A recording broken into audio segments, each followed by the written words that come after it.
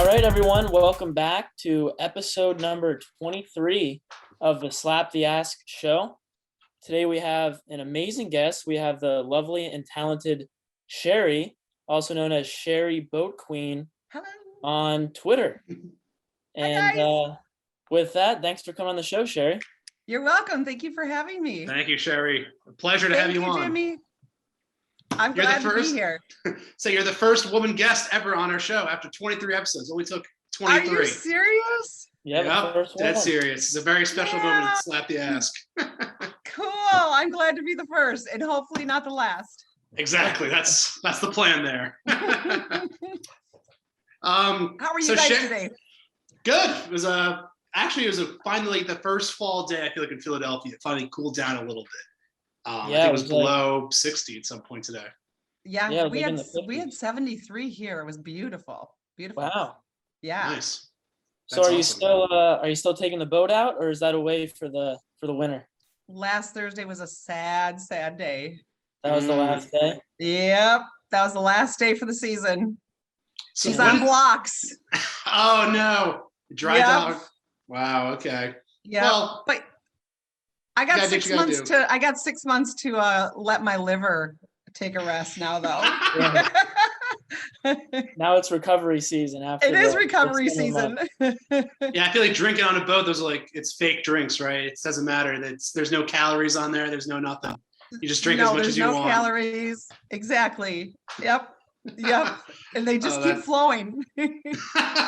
That's fantastic. So Sherry, I guess to finance a boat lifestyle, a lot of people go into trading. So I guess, can you tell us what got you interested in trading to begin with?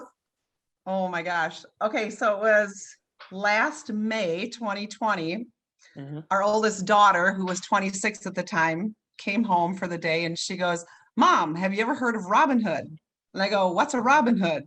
And she goes, "It's this app that you download on your phone and you could trade stocks."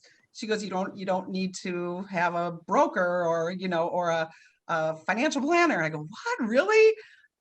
So I downloaded the app and I got a few shares of Delta and another weed stock. It starts with the ticker started with an A. I don't remember what it was.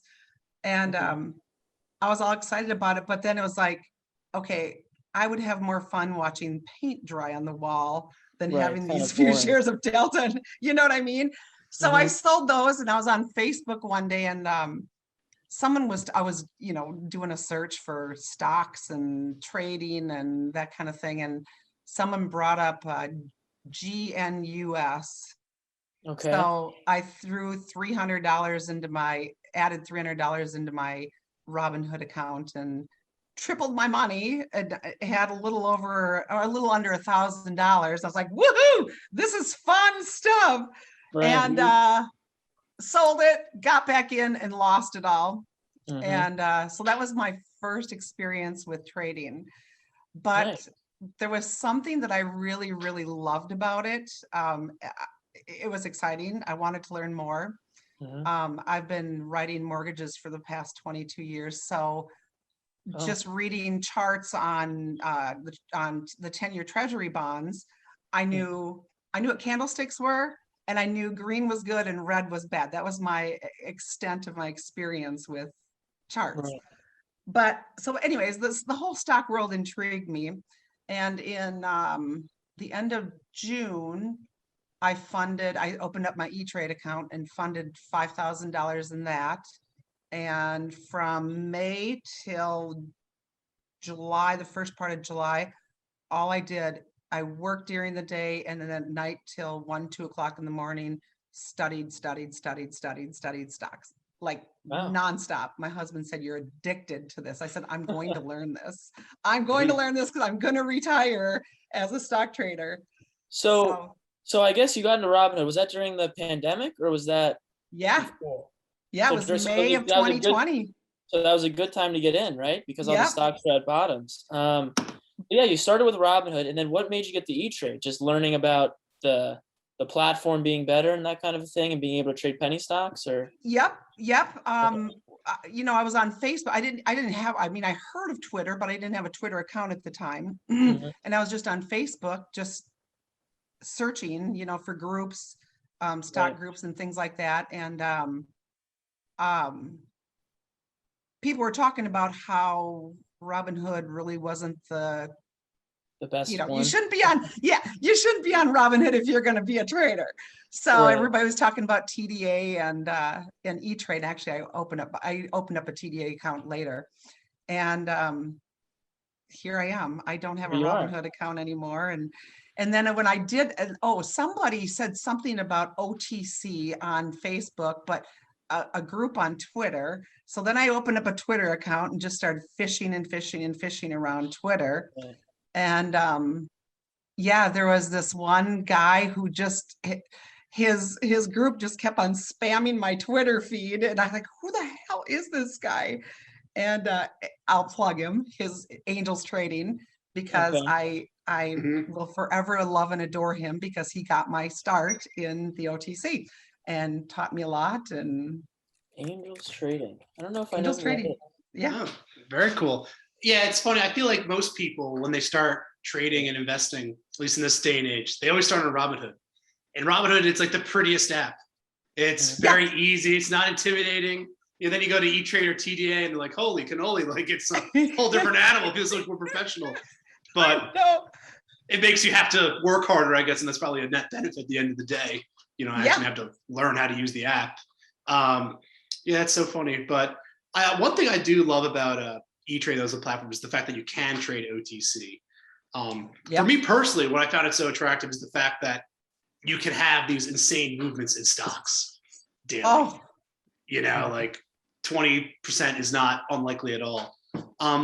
When you trade OTC now, do you mainly use technical analysis or fundamentals when you find stocks, like a little bit of both? Like what makes you buy in? A little bit of both. There's a lot that I do, but I'm big on my charts. I still make mistakes, guys. I did get in during the pandemic, and people made money hand over fist during the pandemic. I scraped and scrounged and tried to stop making mistakes, and emotions and all that kind of stuff.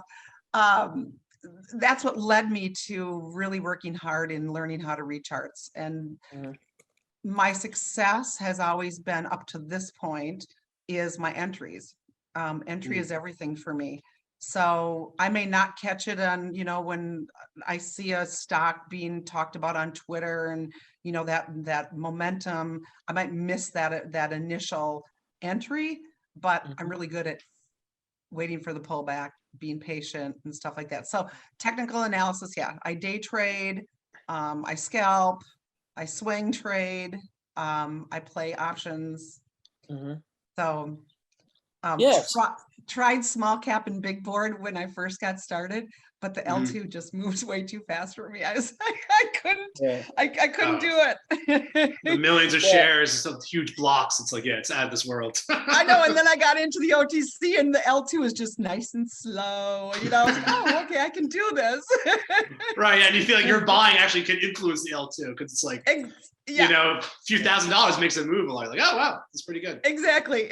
So I noticed, Sherry, you said, so you're in the mortgage business for like 22 years? Yeah. Right?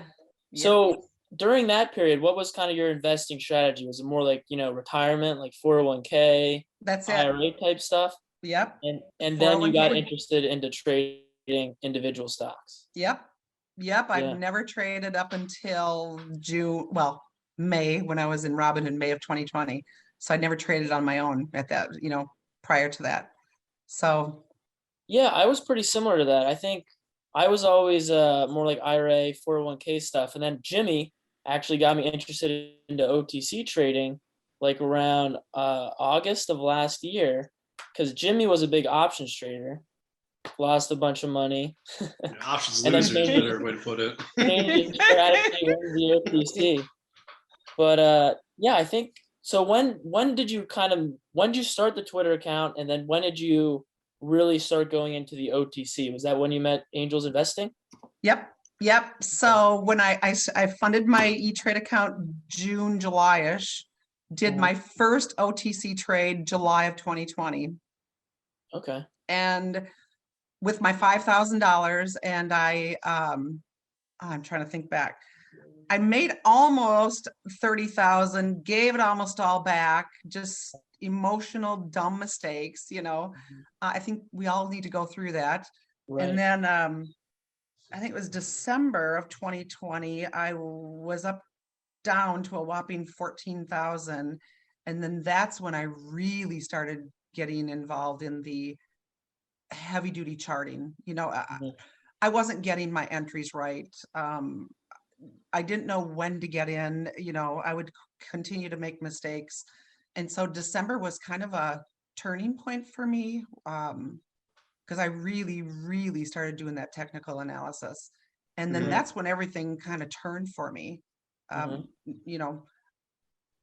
Ride the motivation, or not the motivation, the momentum of, people say pumpers, dumpers, blah, blah, blah on Twitter. I go, give it to me. I'll ride momentum stocks all day long, Right. Seriously. Yeah, I saw this great tweet. It's like people hate pumpers until they bring the pump to the stocks that they're already in. Exactly. And then you love pumpers. You're like, oh, let's go. I know. I don't mean to change the subject, but we're all pumpers. I mean, if you think about it, if you put a ticker on Twitter, aren't you pumping a stock? I mean, kinda. Yeah, you're promoting your stock that you want everybody to see. Yeah, and I think this tweet, it's from Laid Back, who's a guy I love following him. But he pretty much said, he's great. Yeah, he's awesome. But he said, every stock, if it's not paying you a dividend, is a pump and dump at the end of the day. Tesla is a pump and dump, just been pumped up way, because you're not getting a dividend from this company. You're just literally investing in the intrinsic value of what you think it will be worth in the future, and the expectation you'll get a dividend or something like that. Exactly. We're all just pumping stocks at the end of the day. We are. Yeah, it's kind of weird when you put in terms like that. Yeah, I mean, Jimmy and I have talked about it before, but it's not, as long as you're not telling someone to buy a stock, you're not spreading false information or anything. If you're saying, I like the stock because of like X, Y, and Z, that's not a bad thing to do. But it's a bad thing whenever you're trying to mislead your followers to get into stock that you've already front loaded. Then it gets into kind of gray territory. But I think, to your point, Sherry, I mean, everyone's kind of pumping their stocks in their own way because they believe in it and they want you to make money too. So, I mean, I don't think it's really a bad thing. Yeah, I 110% agree. And don't put out bullshit, on Twitter, Facebook, the misinformation and stuff like that. But we all want our stocks to grow. We all want exposure, so we put them up on our profiles. We tweet about them. We're all kind of pumping them. Sure. Yeah. So Sherry, yeah, exactly. No, yeah, it's promoting sounds better than pumping. Promoting, yeah. It has that connotation to it. So Sherry, now you've been studying charts and you're getting more comfortable with TA when it comes to OTC. Would you say at this point in time, you're going to allocate more of your portfolio to these individual stock trading, things like that? Or are you still keeping it as like a small percentage of what your actual like portfolio is? Like I know you said before, you've only been doing like IRA, 401k in the past. Are you transitioning now maybe more towards you're funding your trading account a little bit more as opposed to funding the 401k? Yeah. Yeah, my trading account is really healthy.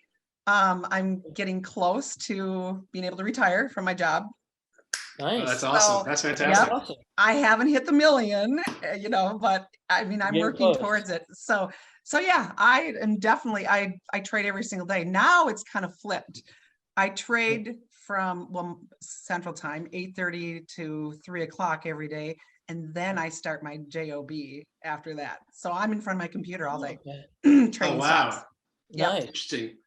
Can you like do your job at night, like no issues? Like the company doesn't care or anything like that? Nope. They don't care. I'm 100% commission. So.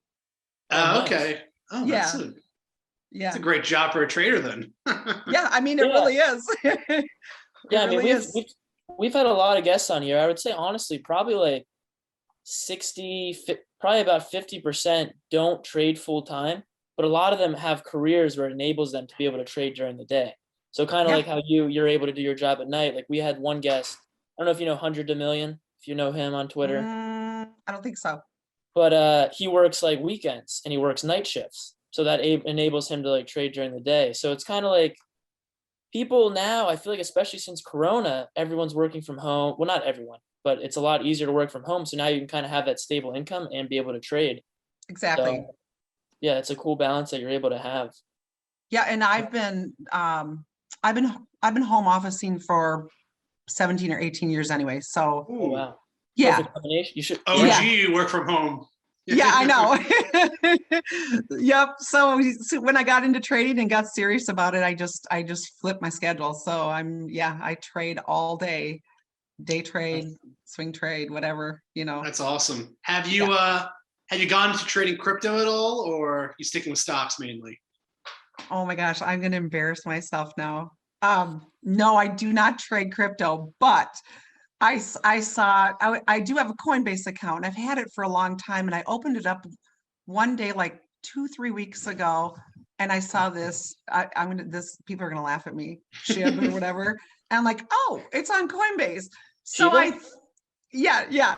So I threw $200 in it. It was at 0.00017, and Oh god. 24 hours later, it was, at 0.00037. I'm like, oh, so I sold. I made 100% of my $200. Hey, hey, that's good. Yeah. That's fantastic. One and only time I've traded crypto. The one thing we learned though from you're all ahead. the experienced traders, it's never a bad thing to take profits, because it's kind of like you were saying, like everyone has to go through that first time where they experience a loss. Because if you're, I mean, in the trading world, like you're going to lose, hopefully not a lot, but you are going to lose. And when that first time you lose a lot of money, like it really hurts. But I feel like you learn so much from the losses, even more than the gains, because Jimmy and I have talked about this before, but losses hurt way more than profits. Like when you made 100% on like Shiba, not Shiba, you probably felt like amazing. But if you would have lost all that money, you would have been like, oh, it would have been even worse.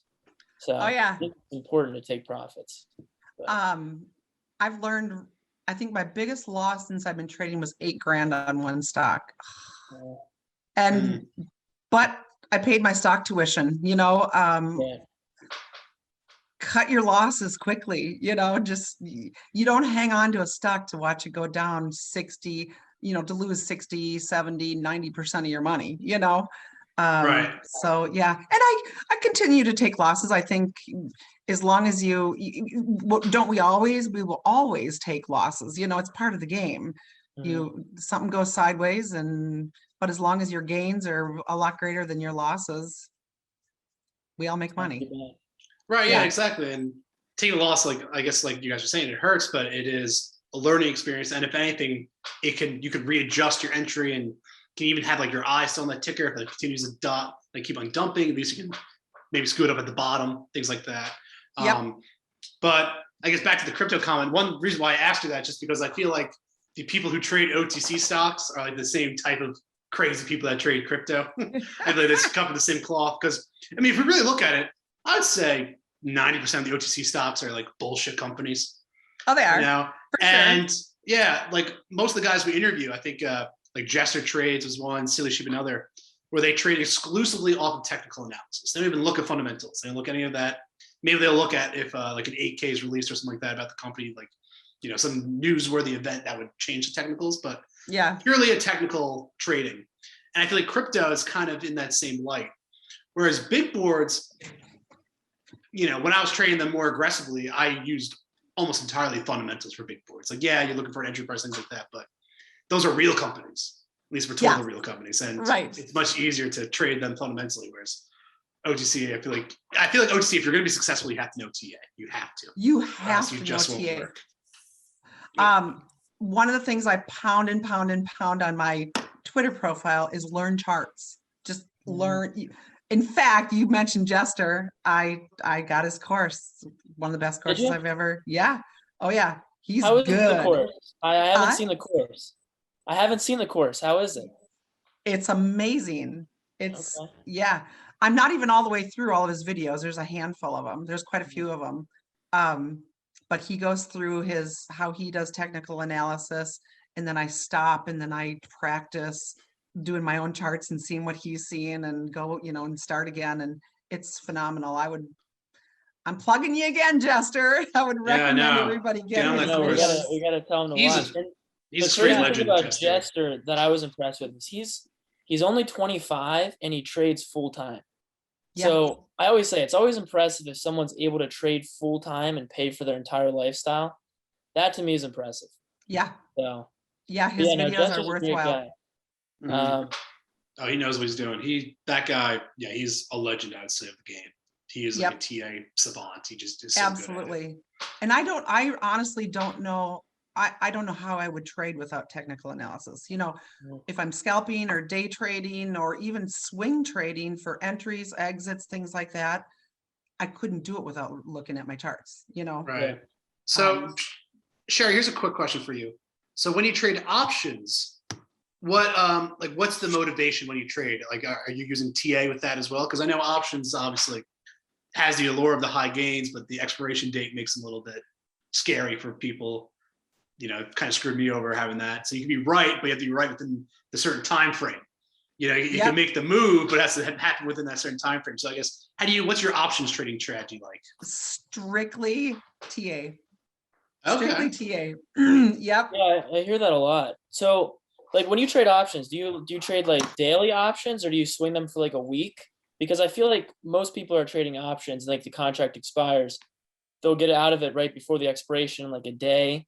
But if you wait a month, then you have a lot higher odds to lose a lot of money. So are you typically more in and out with that, or? Yep, I'm in and out.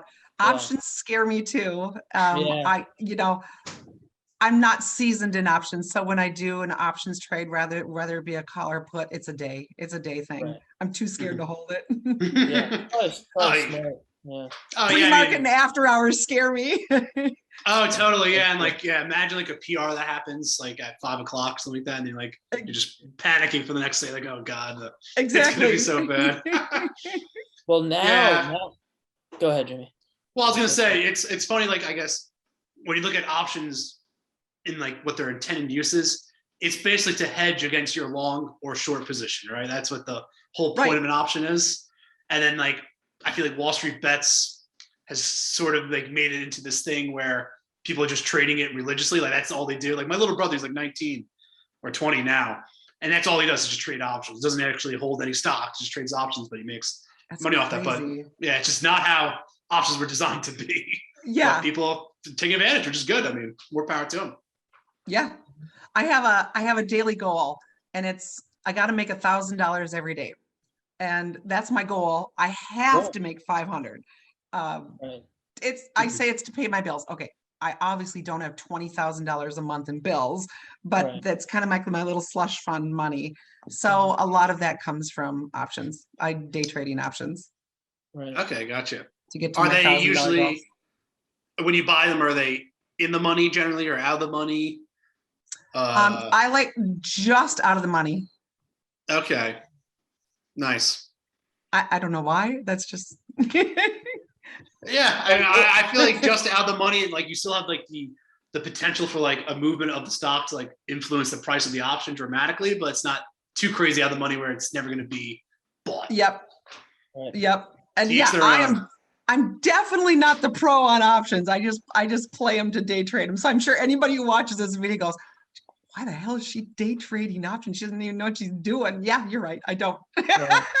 Well, you're making money, so I'm making money. I'm just super careful. Probably going to be.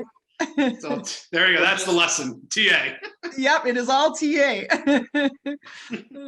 So I guess just pivoting off of options, we'll move into something else. So with the OTC markets, like Sherry, Jimmy knows that recently we just lost a lot of tickers, like I think 2,000 to 3,000 because of the new restrictions.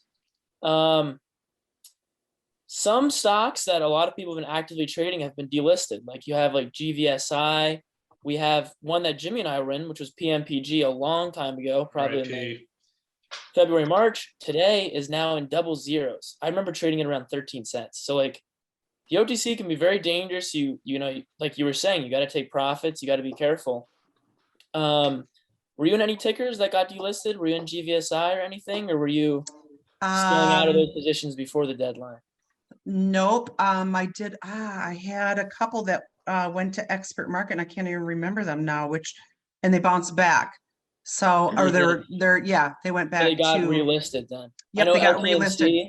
LTNC was another one. Yep. I can't think of the ticker right now. But no, I'm not, thank God, not stuck in any of them right now. But yeah, that was tough. August was tough. Yeah, I think it's good overall for the OTC, and I know there's been a lot of speculation recently that like Webull, Robinhood will eventually allow the trading of OTC tickers, and I feel like the OTC, the more regulations and restrictions they enact, I mean, I know a lot of people like it because it's kind of like the Wild West, and you can make these massive gains on these companies that are a little more speculative.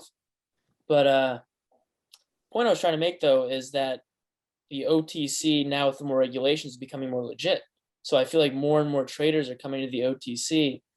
Do you think that the OTC is going to become more popular in the coming months, or do you think it's going to kind of stay around where it is right now? I think it's definitely going to become more popular. You know, particularly you look at that 20-year trend, and the OTC, the hot months are November through February. Right. You know, and I agree with you, Luke. I'm glad that they did make these changes because it is the wild, wild west. Right. So many of these companies are just junk. And so it's good to see. It's good to see that there's some regulation. They gotta get their filings in. They gotta be pink current status, all that kind of stuff. I think that's good. And I think it will attract more. You know, the one thing about the OTC is there's a lot of money to be made in the OTC. And traders know that. And when small caps go quiet or big boards get boring or quiet, people come into the OTC, and it's hopefully will prove to be a little bit of a safer place for people to trade in, with companies needing to be pink. Yeah, I mean, I agree. And I think, once a company also goes to the expert market, it's not like they're doomed there forever. They could become pink and come back. Absolutely. It's not like it's like their death sentence. You're just in purgatory until you could come out. And I wish I could remember that ticker that I was in. Literally went to expert market, and then I can't remember how long it took, but it went from expert market right to pink current. It skipped pink limited, so, and I can't remember which one it was now, but yeah. Right. So it does happen. I remember I was talking with Luke and one of our other guests about this thing, Birdie, just like how the OTC, like how I see it, should be like a place where young companies start to raise capital and then to eventually like work their way up to like the NASDAQ or New York Stock Exchange and things like that. Right now, obviously, as we said before many times, it's like full of junk companies, like basically scams that work outside strip malls with their, their addresses. Yeah, you look it up on Google, you're like, holy shit, like this company's like next to a Chinese restaurant in the suburbs. The local USPS. Yeah, you're like, this is crazy. Store. But my hope has always been that once the OTC is more legit, then you'll see companies look to go into the OTC to like raise capital as opposed to getting all the venture money from like these like venture capitalists outside of the outside the public market. So the people are like out of touch and they can't invest in these potentially good companies. Like I don't like to talk shit about any ticker in particular, but TSMP Humble, I respect how they went about it because they went to the OTC markets. They built up like an actual fan base of individual investors and grew the company and raised money that way. Say what you want about the company. I mean, I'm not long on them by any means, but I appreciate how they went about raising their money. Sure. And I hope that this new regulatory environment that the OTC is like trying to embrace and the SEC is kind of forcing down the throats as well will yield like more companies like that and people will benefit in the long run. But we'll see if that's actually the case. I hope so too. Yeah. I think it'll be better for everyone, for sure. So Sherry, one question I actually mean to ask you, I couldn't help but since you mentioned that you were writing mortgages, what is your opinion right now on like housing markets? And like, you see all the inflated prices of houses right now. You hear about companies like BlackRock buying up all these single family homes in suburbs and really like constricting the supply of houses. Do you think we can see like the housing market staying hot for like the next couple of years, or do you think it'll fizzle out soon? We could, but I also think that there's a correction looming. When that'll happen, housing prices are so inflated right now, at least in the Midwest. They're so inflated. We're starting to see interest rates go up a little bit. So that's knocking out all the refinances. In our market, it's great to be a seller. It sucks to be a buyer. There's just no houses available. Yeah, I think that's kind of like everywhere too. But yeah. Sorry, were you finishing your point or no? No, go ahead. Cut you off. But what percentage of the mortgage would you say are new mortgages, and what percentage would you say are refinancing? Because I feel like everyone's refinancing because the interest rates. Well, we're low. Yep, it's kind of flipped now. I would say up to about August, it's refinances have been hotter than hot. And now it's kind of flipped a little bit because the interest rates have gone up a little bit. So, I look at all my clients and they'll call me and say, hey, should I refinance? No, you already have a really low rate, but they see all the commercials and stuff like that and think that they need to refinance again.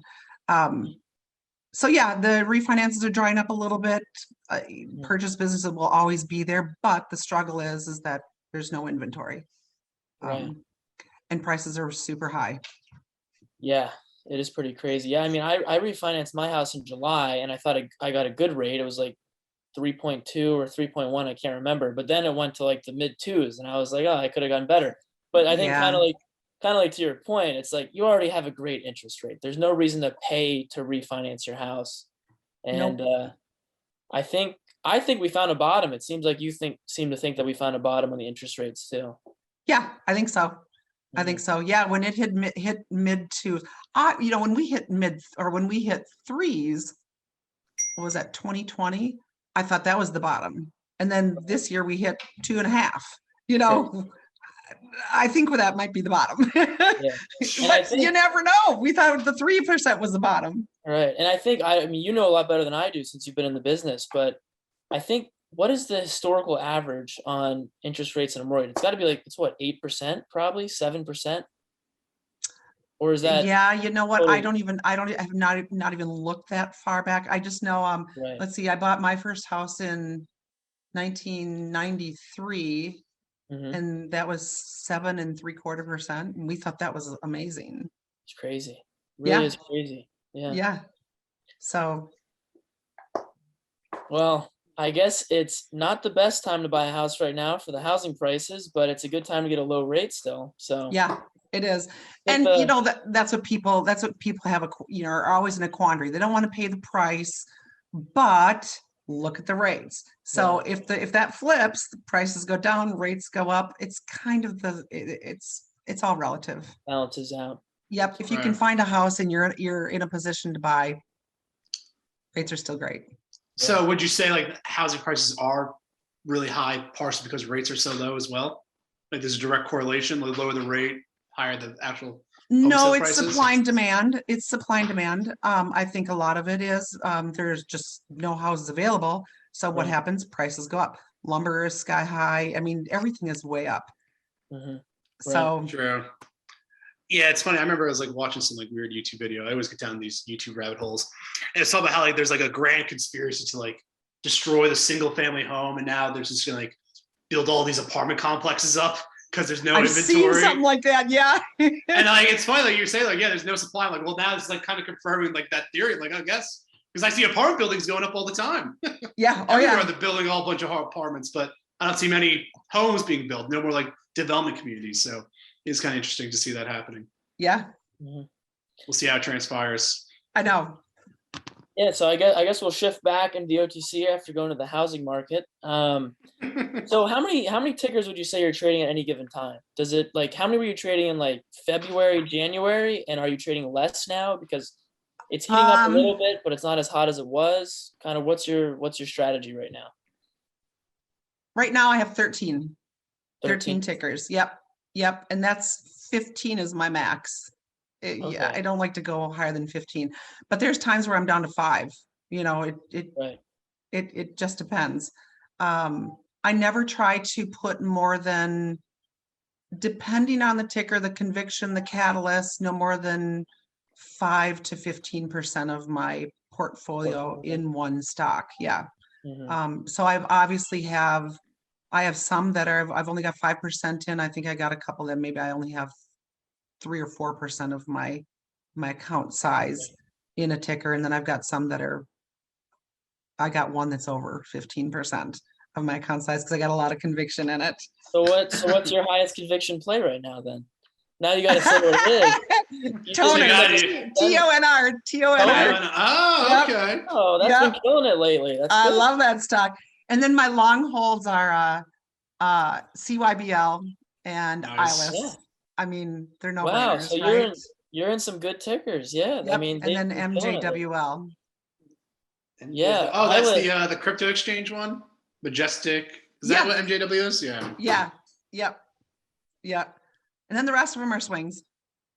Okay. How about you guys? What are your favorites? My favorite is VMNT by far. That is like yeah. that is like my little child. So I love that stock more than like any of my other possessions. Jimmy's. I used to be big. I used to like Puge a lot too. PUGE. I love that stock. I thought it was pronounced Puge. I didn't realize it was Puge. Maybe I'm pronouncing it wrong. I don't know. Maybe I'm wrong. I don't know. But one of my problems is always selling too soon. And right. Another emotional thing that I've had to get over. One of the other things I always preach is set your profit percentage. Don't ever listen to gurus. Don't ever listen to someone saying it's going to dollar land or it's going to 50 cents, or have your own personal profit margin, whether that be 20%, 40%, 50%, and depending on the catalyst, some I'll go to 100% depending on what's going on with the company. Some I'll do 20 to 30%. I don't know. I lost my train of thought. What I was going to say about that. Well, I guess to piggyback off what you're saying, there's like a lot of people that we brought on, like a major theme that they always talk about is like being self-sufficient. Like you said, don't listen to gurus who are saying this is going to 10 or this is going to $1. Right. Have your own plan, execute that plan, and then you will succeed. You Well, can't rely on the other people. One of the things that I like to do is when you have like a high conviction play, right? Like you have like ILIS, right? So you have like, say like $10,000 in ILIS. What I like to do is I like to scale out. You kind of learn the trend of the stock over like 6 months or whatever the time period is. And then you cut your profits, you sell, you make some money, and then you actually grow your position with free profit. If you have like a really high conviction. So I guess going off of that, do you trade around like a core position a lot, or do you just hold, like ILIS, for example? Do you just buy it and then hold it, or do you kind of trade around that position as you're holding it? Yep. That makes so sense. Cybele and ILIS, CYBL and ILIS and MJWL, I don't have an expiration on those three yet because my convictions are that high on those stocks. Yep. Right. On other stocks, I'll have my core position, and then I always try to start scaling out on the strength. When it's moving up, start scaling out. Buy on the dip occasionally. Yep, buy on the dip, sell the rip. Just like they say. Oh, that's what I was going to say before. Don't worry about trying for the Hail Marys, that everything's going to be a home run. Don't worry about that you didn't get to the top. That was one of my emotional things that I always got so frustrated about, is I would sell and completely scale out of the position and then watch it run higher. Right. Oh, well, there's 50 other tickers that come up. You know what I mean? Or re-enter on a pullback.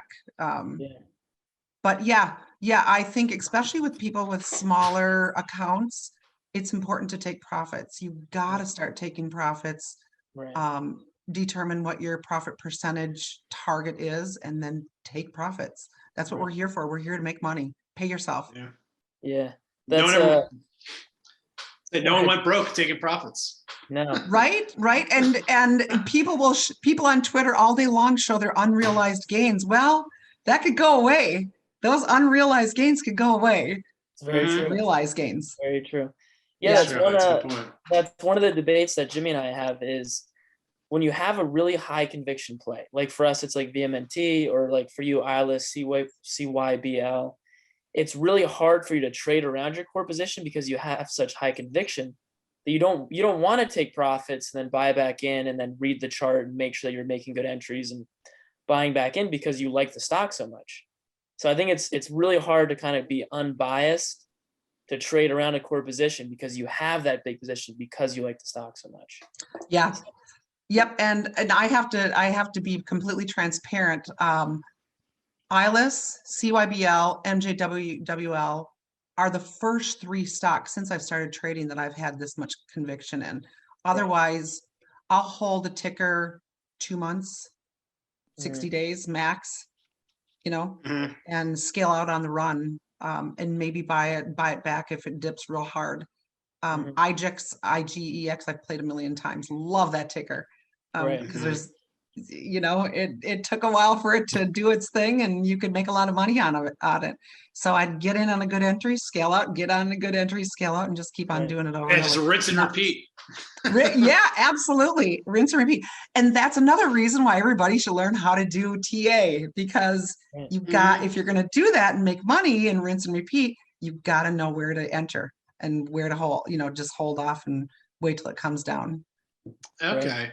So Sherry, here's I guess a question about your trading situation. Do you have multiple monitors up when you trade, or what's your desk like when you trade? Well, it's okay. You probably see, this is my grandmother's 90-year-old hutch behind me. I've got an office downstairs in our home.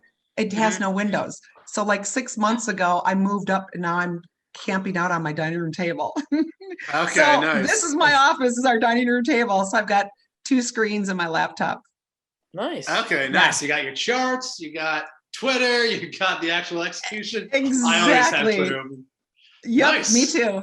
My goal is to turn one of our spare bedrooms into our office, and I want the wall monitors, because the 3 screens just aren't enough yet.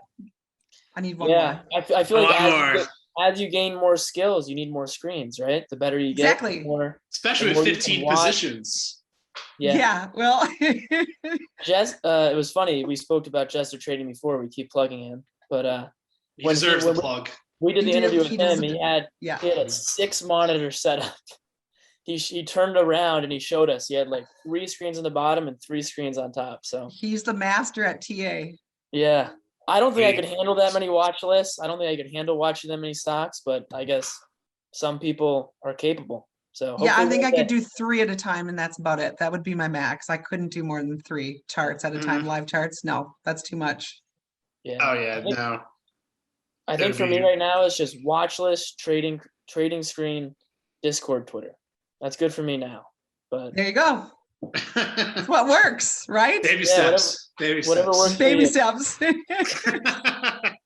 right. Well, Sherry, I guess before we let you go, we got to hear about the boat. So, you said you locked it up for the year. It's on the blocks. Yeah. What's the boat? When's it going back in the water? April? What kind of boat is it? Is it an engine? Is it outboard motor, sailboat? What are we working with? It's a rowboat? No, it's not a rowboat.